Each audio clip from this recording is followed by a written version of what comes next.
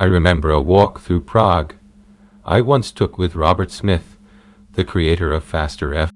As we strolled, we talked about many things, as always. Suddenly, Robert changed the subject and said, "Gratitude is also one of the best ways to heal." At the time, it didn't fully make sense to me. Or maybe it did, but I didn't give it the attention it deserved.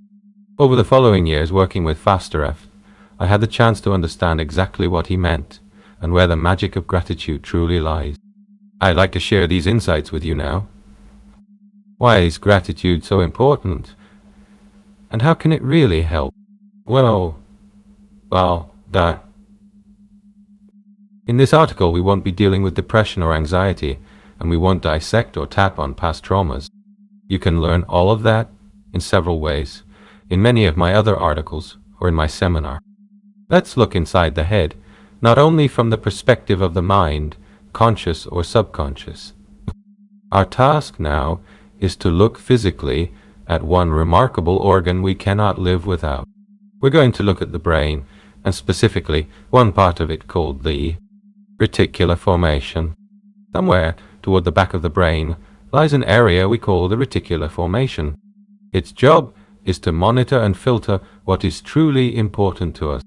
In any given moment, our mind can consciously register only a very small slice of what we're experiencing. The reticular formation helps us sort out what is not immediately important and gives us space to notice what is. You may have noticed this yourself.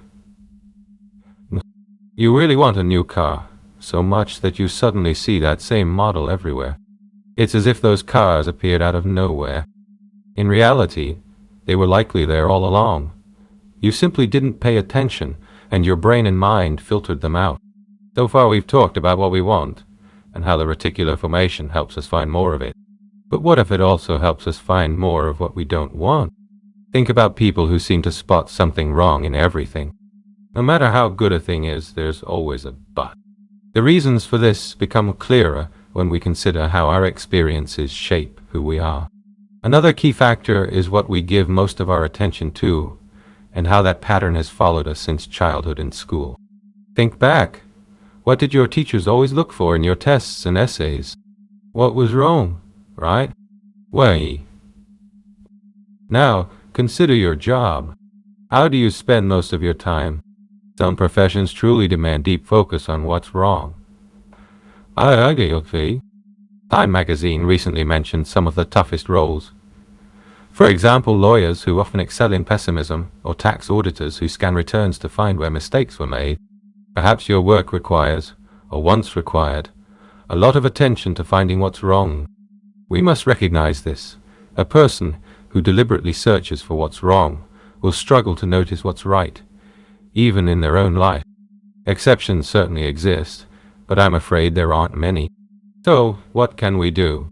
How do we stop seeing only what's wrong and start focusing on what's right, allowing life to reveal just how beautiful it can be? There's nothing simpler or more powerful than counting your blessings. Begin by looking for gratitude in your life. For at least 30 days, write down 3 things each day that you're grateful for. You don't need to force 10 items every day. 3 is plenty. After 30 days, you'll have gathered 90 expressions of gratitude and blessing. Need help getting started? Not sure what to be grateful for? If you feel like there isn't much, write simple things. They count. What can I be grateful for? Well, why? Why? I can be grateful for a roof over my head, having a body, whether healthy or ill, that is here with me and lets me experience life on earth, the love and presence of my closest people, friends I can rely on, laugh with, and enjoy, a car that gets me where I need to go, the money I receive to meet my needs, debts, which can mean I'm considered solvent enough for a bank to lend to me, taxes, because paying a lot of tax means my income is strong, teeth, to chew and savor great food, wonderful things I've been able to experience in life, and so on.